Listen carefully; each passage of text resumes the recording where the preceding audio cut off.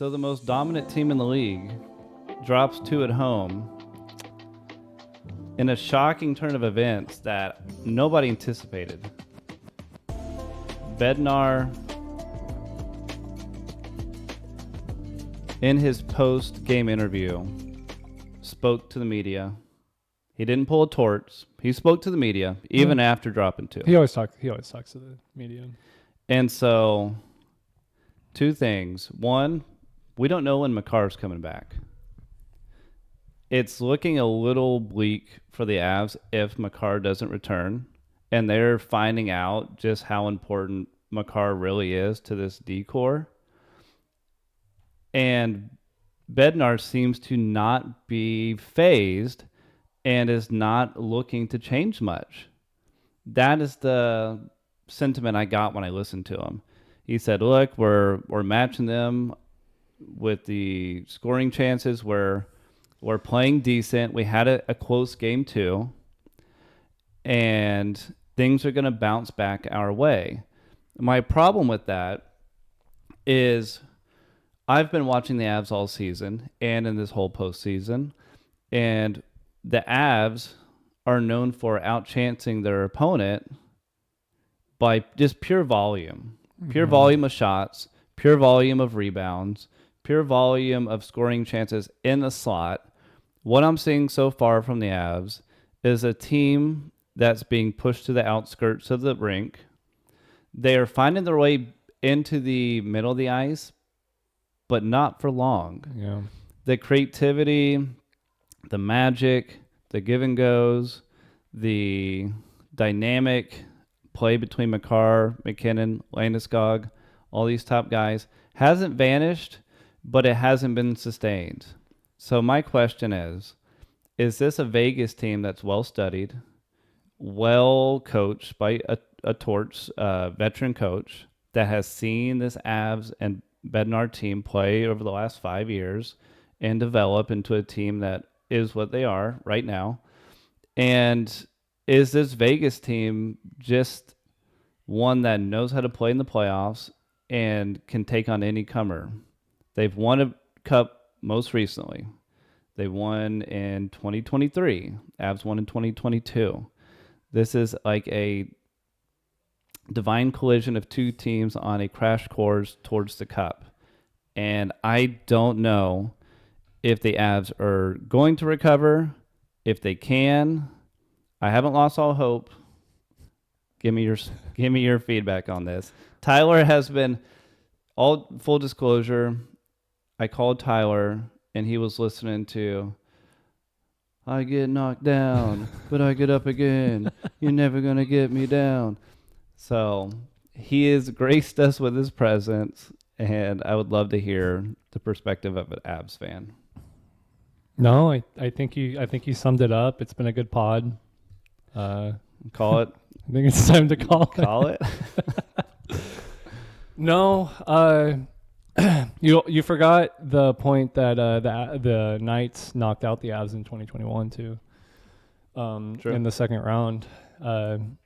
Ever since then, Avs and Vegas have just kind of been bitter rivals, and I don't know the structure. So going back to the Knights series, the Knights played Colorado pretty well. They held them in check for most of it. They just didn't have the scoring capabilities. They weren't able to capitalize, and they weren't as opportunistic. That's a hard word to say whenever you're out of sorts, not in a good place. But no, Vegas, they're just a little bit more opportunistic. I'm just not going to use that word. They take good shots. They take great shots. We talked about this before the pod started, and the thing with Bednar is he's like, we're getting just as many opportunities, maybe a little bit more. Vegas is a team that when they get a chance, they pretty much bury it, and Avs shoot a ton of pucks from the point. They've got Macar that walks that blue line very well. They get traffic. Mm-hmm. They're great at these deflections in front of the net. We're not seeing that right now. And it's where's Nichushkin? Where's he at? He usually parks right in front. He's got like crazy silky hands where he can just tip them in from any position, and we're just not seeing it. We're not seeing it from him. We're not seeing it from Brock Nelson. A lot of people want to throw Natchez into this as well, that we're not really seeing it from him. But I feel like Natchez has been one of the best players for the Avs in this series. He creates a lot of chances. He's the one that created Kulak scored on the overtime goal in Game 5 against the Wild, but Natchez was the main reason that happened. His wrap around the back of the net and setting up Kulak was the game winner, and he's been trying to do that in this Vegas series, but Vegas they get in front of the net a lot better than the Wild could. Like, they know how to shut that down. And it's easy to say that the Avs have just been playing atrocious when they're down 2-0. They've had chances. They haven't been playing atrocious. They've been playing very human. And we haven't been used to seeing them play so down to earth like the rest of the NHL. No, and we do wonder, we talked about this too, we do wonder, at least I was wondering, they've been on a furious pace all season, all postseason. They nearly swept 2 teams. They had 121 points in the regular season. They've got Macar, which he's out, so it's got to be something somewhat significant to keep him out for 2 games while they're reeling for a win. So my thought is, who else? Everybody's hurt during the playoffs, right? Yeah. But how worn out and banged up are some of these guys? You've seen little spurts of McKinnon. You've seen him in Game 1 get close to tying it up with that 6-on-4 towards the end of the game where he made that insane cutback move. That was an insane play by McKinnon. We're used to seeing more of those, And so I keep wanting to say this, but the more okay, so going back to our last video, I had mentioned that one player should not dictate the results of a series, and got a little bit of pushback for that because Macar's out, they're down 2-0. Yeah, right. And it's I go back and forth, I think about this. Can Macar make that much of a difference to turn this from an 0-2 series to a 1-1 or even a 2-0? Yes, they were down 3-0 in that first game, but they outshot the night. They had 38 shots on goal. Does Macar open it up enough to free up McKinnon just enough, free up Natchez just enough, free up not Nichushkin on that line, but free up Lehkonen on that line? He's their goal mouth presence on the top line. And I mean, even McKinnon gets in there sometimes, but not usually. He's usually on the dot or on the goal line. But when you have Macar at the point, you always have to wonder, is he going to walk this puck in and rip a shot? And you don't have that threat right now. Taves has been that guy, and I cannot tell you. Okay, so for example, in Game 1, there was a play where McKinnon and Macar do this thing where they'll pass to the point, pass back, pass to the point, pass over, pass back to the point, pass to McKinnon, and McKinnon will take the shot or whatever, or pass along and shoot. Taves is not as quick as Macar. He has to corral the puck. He has to think longer about it. Sometimes he bobbles the puck, and he's not Macar, and that messes up with rhythm. That messes up with everything. Again, one player should not do this.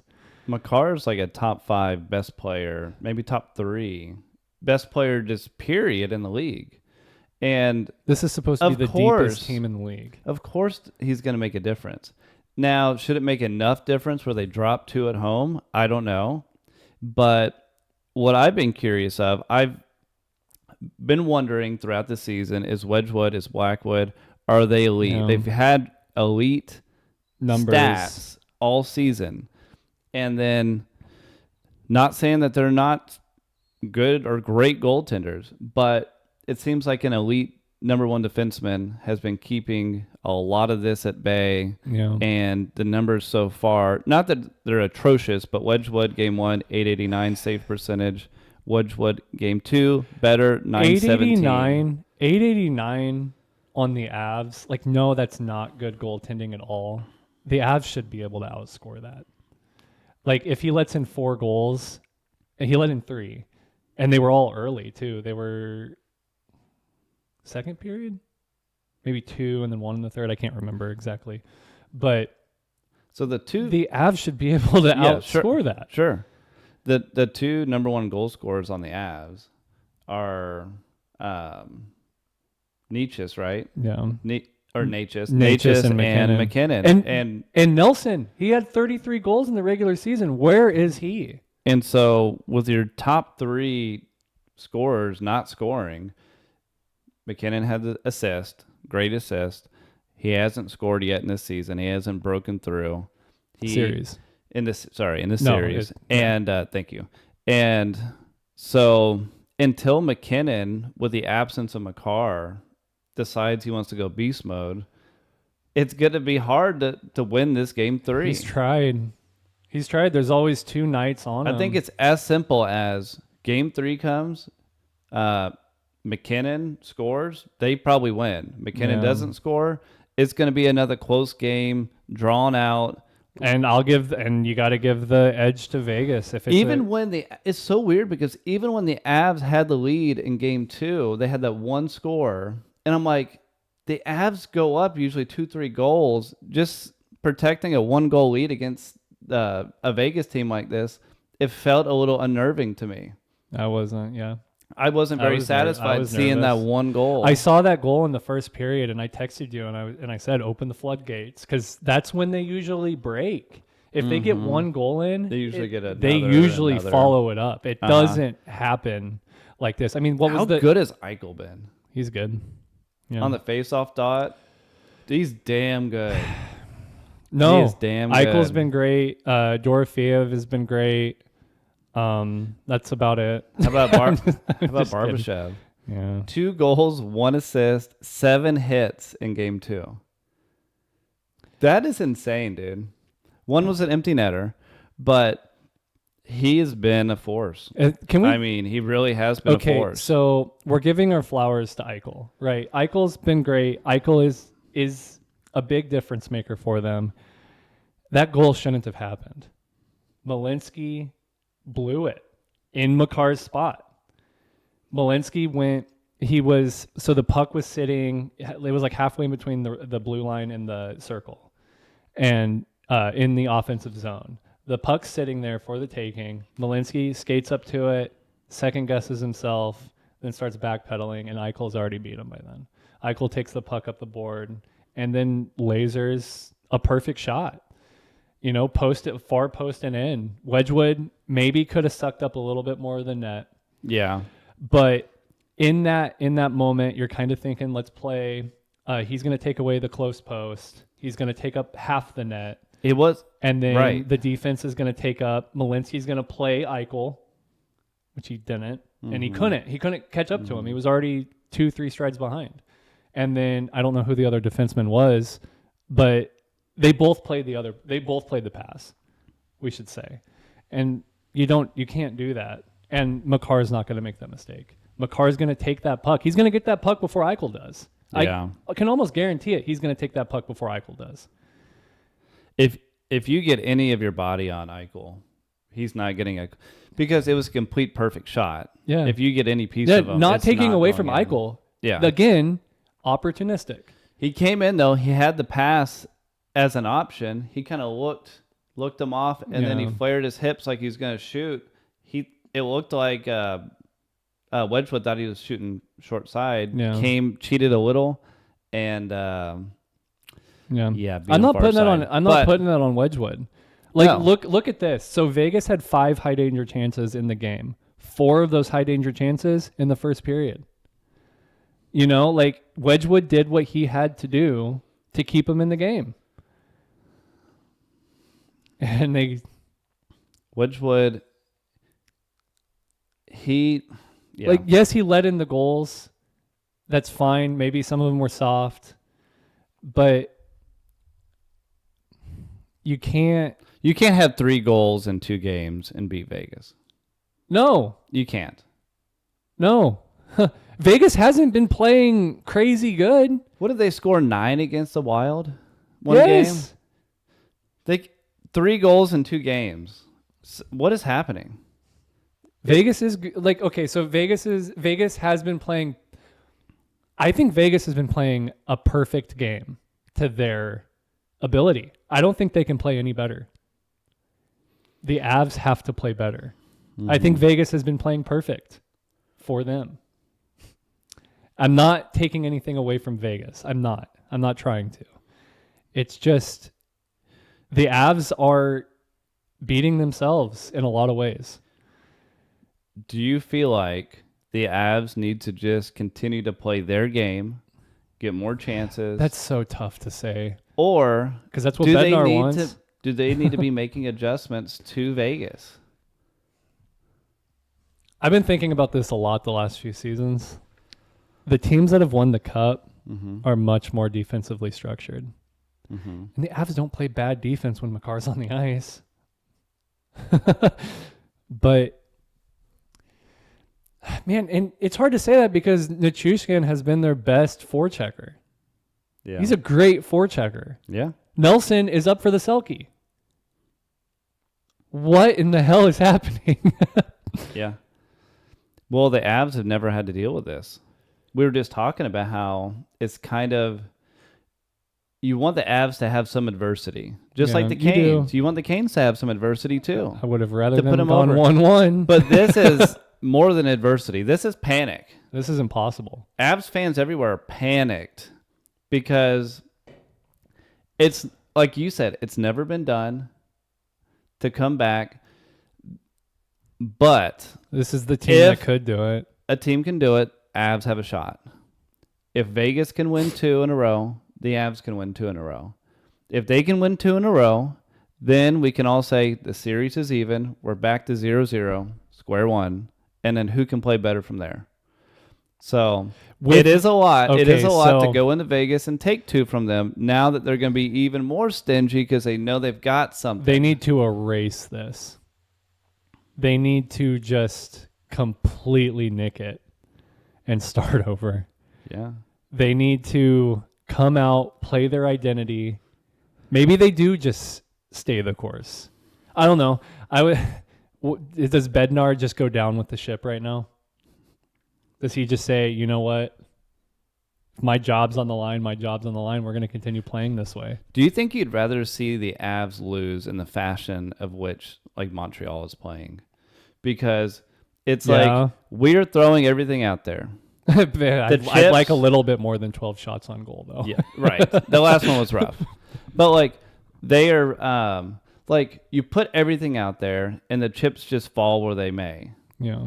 It's hard to say that when it's a chess battle between a Vegas team that's very strategic and very particular about how they defend everything. They know how to close out series.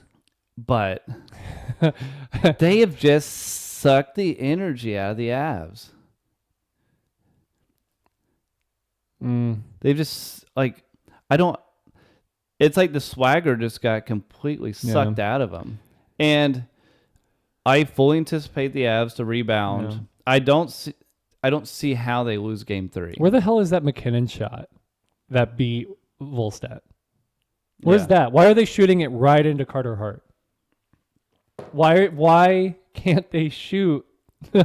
And they miss the net. They miss the net or they hit Carter Hart right in the chest.